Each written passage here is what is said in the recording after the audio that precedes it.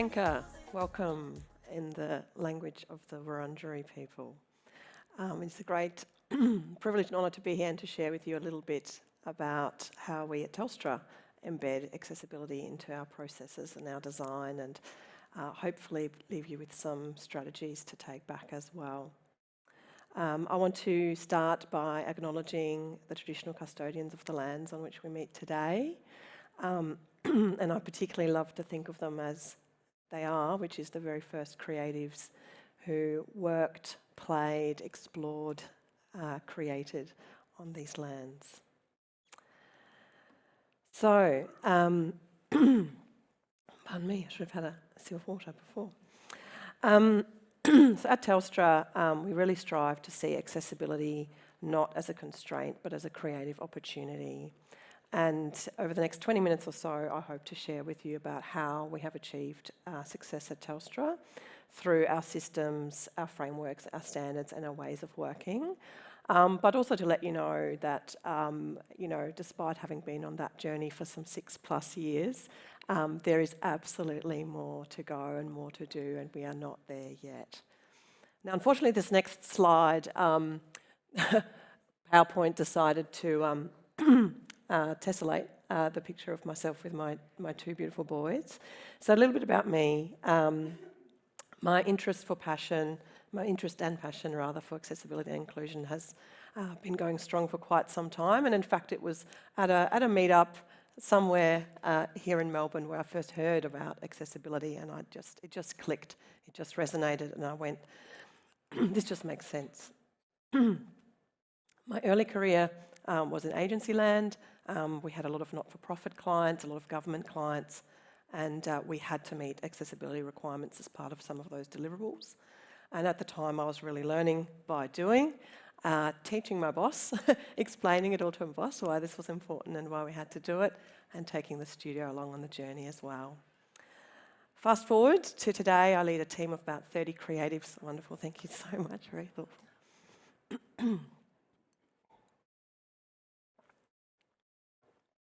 About 30 creatives at Telstra who form part of our digital design team, and some of them are here today, so please do seek them out as well if you want some more information later. And accessibility is just, we're very lucky, it's part of our bread and butter. It is a red string that flows through from kick-off, design, through to build, through to testing and through to release. But more recently, inclusion has become far more personal. I have two beautiful boys. One of them has a dual diagnosis of ADHD and more recently of ASD as well, autism spectrum disorder. So as a parent, I am daily navigating what the world is like for him and how to best support him in a world that he struggles in and that a world that sometimes doesn't understand him. And I definitely don't have all the answers for him either. So, why does accessibility matter at Telstra? Three big reasons. The first one is regulation. So Telstra is legally required by the Telecommunications Consumer Protection Code, TCP for short, to ensure fair treatment of our consumers across advertising, sales, service billing and complaint handling. And as part of the TCP code, it mandates that we must meet the WCAG guidelines. Now, it used to be level A that we had to comply, and as of the very first of this month, that has lifted to AA. So we have an absolute legal requirement, and I guess in a way we're lucky because it means that it is a business imperative. There is a true legal risk if our products and services are not accessible. Secondly, there is a legal and ethical context as well. So Telstra needs to meet the Disability Discrimination Act, the DDA, another lovely acronym, and that requires that our services are accessible to people with disabilities.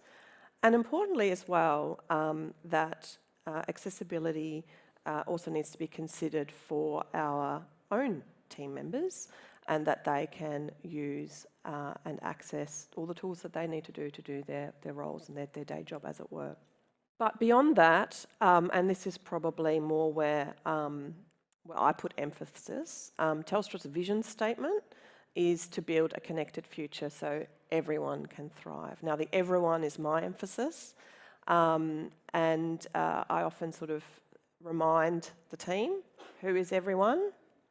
Everyone. It's all of Australia. It is people who are ageing. It is recent migrants for whom maybe English second language. It is people with vision impairment, and the list goes on. And as we've heard today already, if you wear glasses, then you're already part of a cohort who use assistive tech.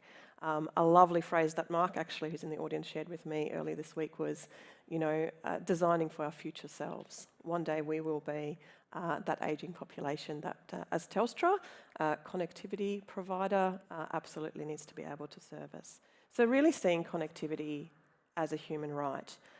And just bringing it back to home a tiny bit again, on the surface you might go, oh, Telstra, what do you do? Your cell phone's awesome.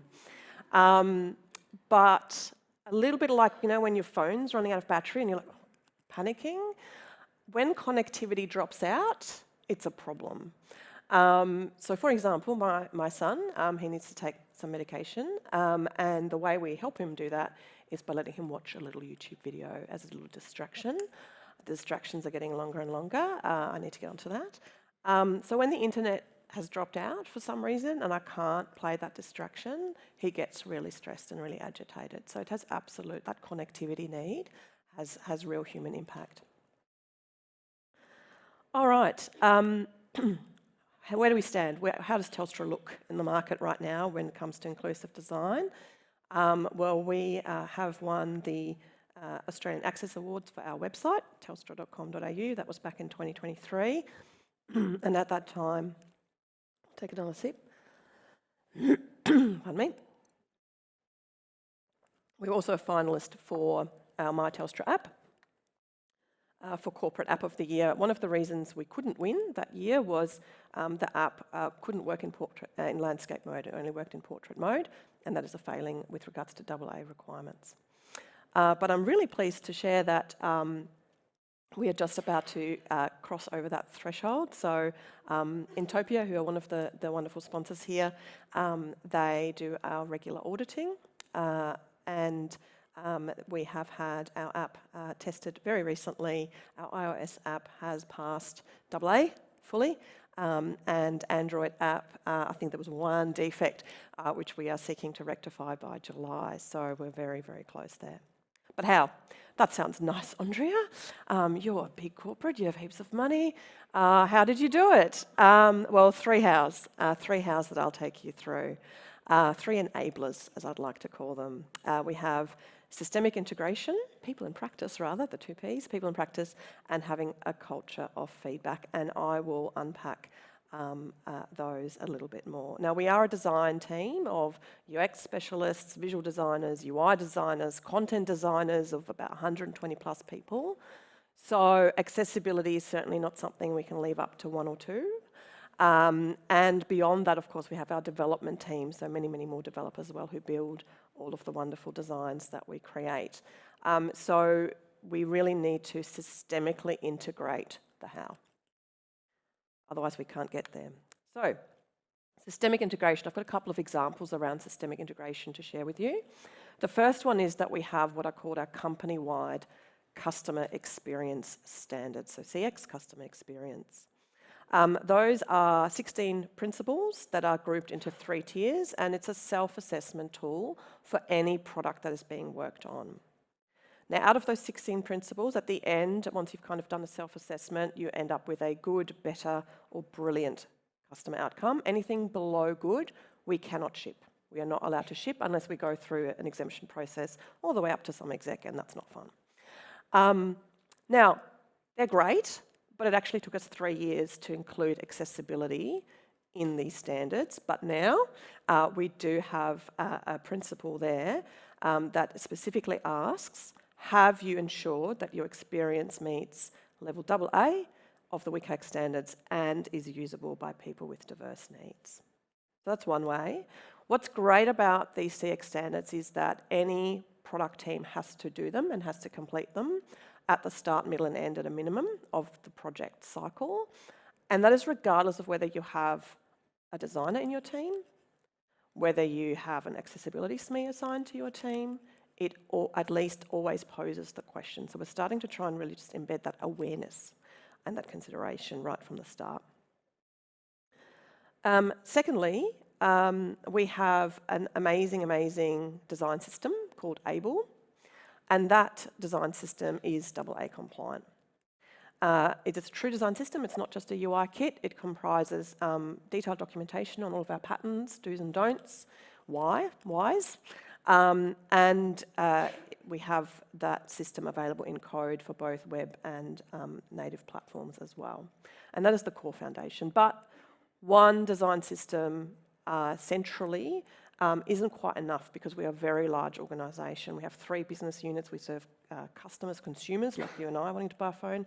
We have our business area where everybody from a sole trader, about 500 plus employees might be serviced, and then we have our top end of town, the enterprise space as well. So we also have a hub and spoke model with regards to our design system ecosystem. So at the very centre is Able. Able is AA, and everything else is built with Able. So the foundation is always AA, but then we have more localised design systems. For example, Enterprise TED UI, as we call it.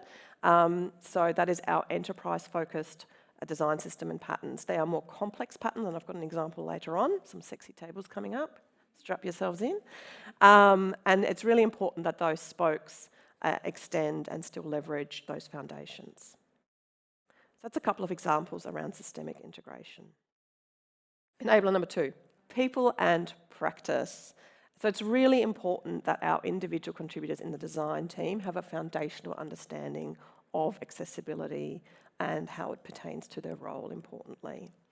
Now, that comes into play already during the hiring process. And really what I check therefore is, do you have an awareness? I'm not expecting you to come in as an expert, absolutely not. We will help you. We have supporting systems that help you grow. I certainly continue to learn absolutely in the space as well. But we do take that into consideration as part of the hiring process. We also then have an accessibility guild. And that is a place where those people who are particularly passionate about accessibility as part of their work can come together and learn from each other. Now, importantly, the guild is not exclusive to the fancy designers over there. It is open to anybody and with any kind of role, and it's just a way to continue to grow a deeper knowledge. If you're a member of that guild, you are called a champion, an accessibility champion, and so you have a role to play back in your day job, in your mission, to call out considerations around accessibility. And so, for example, I'll talk to this in a minute as well, in our design critiques, if you're a champ, then you kind of take that extra lens of accessibility considerations into the conversation as well. We're also very lucky at Telstra, we have a dedicated accessibility mission, so that's the third piece on my layer cake there. So they are our dedicated accessibility SMEs who help us review work and provide that expert feedback. And as mentioned earlier, we have an external partner as well in Topia who regularly assess what we're doing to validate whether all these internal processes are indeed proving fruitful. So the Accessibility Guild, I'll speed through the slide because my timer is running out. So they meet monthly. We have a hub site. We have guest speakers, some how-to guides, and it's just like a central one go-to spot for anybody on accessibility, whether you're a new starter or whether you're maybe have been at Telstra for quite some time. Third enabler, having a culture of feedback, absolutely critical for success. So our design critiques, we have an accessibility SME always represented. We run multiple critiques based on different platforms, so a consumer-centric one, enterprise-centric one, and then to further augment that, our accessibility mission runs open bars. And an open bar is really anybody can come along with, whether it's a design question, whether it's a code question, how should I do this, am I doing it right, is there a better way of doing this? And many people actually dial into that almost like a podcast. Listen in, maybe still work away a little bit. There's always some really great nuggets of wisdom to pick up there. And as I mentioned, we have our major external audits as well. So that feedback. Now, That all sounds nice in theory, Andrea. What does it look like? Well, I thought I'd bring you three success stories, so proof in practice. The very first one is from our My Telstra app. So this is a piece of work where we wanted to add a bit of gamification into our consumer app and linked to our T+ rewards program, membership program, where you could shake the phone and win. Now, that's a really delightful idea, but straight away we kind of went, ooh, accessibility. How do we make this idea work? So some of the accessibility considerations that came into this piece of work, and I've got a demo I'll show you in a sec, is the idea was that the user would have to shake the app to kind of unlock the prize. But of course, some customers, that won't be possible for them from a fine motor perspective. So we also incorporated the tap and play button as an alternative way to still play. And we had an accessibility SME involved, and we did quite a bit of testing as well in terms of how hard do we actually want to have to be shaking our phones. We don't want them dropping on the floor either. So I'll play a brief demo here. So the entry point there on the homepage, with the animations as well, we really had to consider that they weren't longer than 5 seconds. Otherwise, we needed to incorporate a pause function as well. And then the sort of reveal of, yeah, you have won a movie ticket. So that's one example. Another example is our header banners. We do some pretty major TVCs.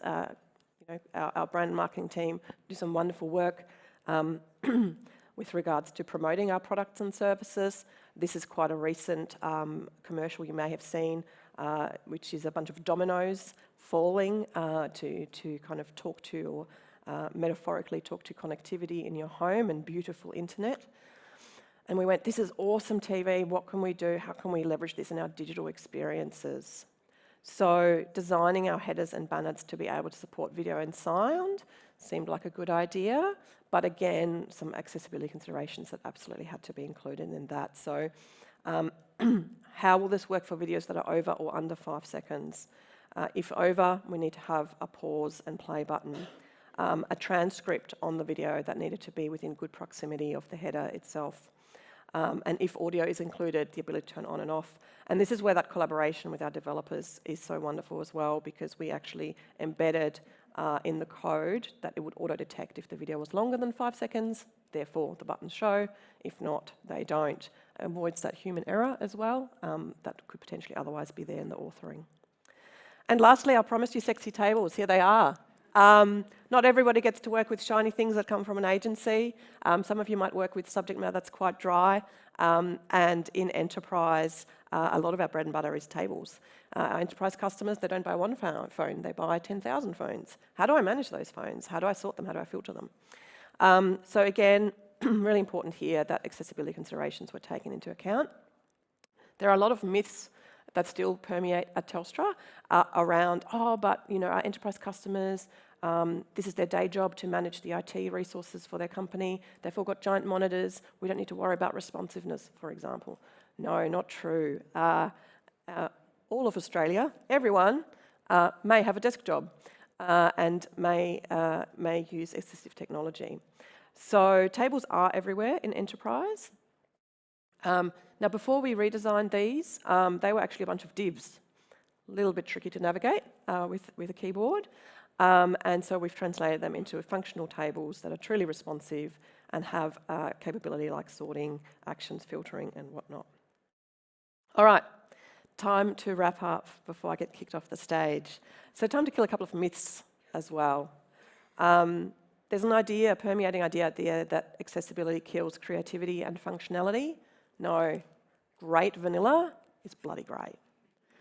So I hope some of the examples I've shown show you that beautiful design is absolutely possible and achievable, and you can still make that accessible.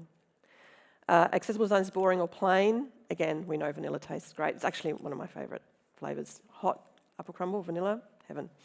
And then, accessibility is the responsibility of that person or the accessibility team or the person who happens to have been there on it about it. No. In order to achieve all that stuff that we have, it's taken an absolute army, an absolute village of people, and we are not there yet, absolutely not. So, I'll leave you with a couple of questions to take home, wherever home may be for you. Who in your organisation could you maybe partner with to start championing accessibility together? You could start an accessibility guild with 2 people, absolutely.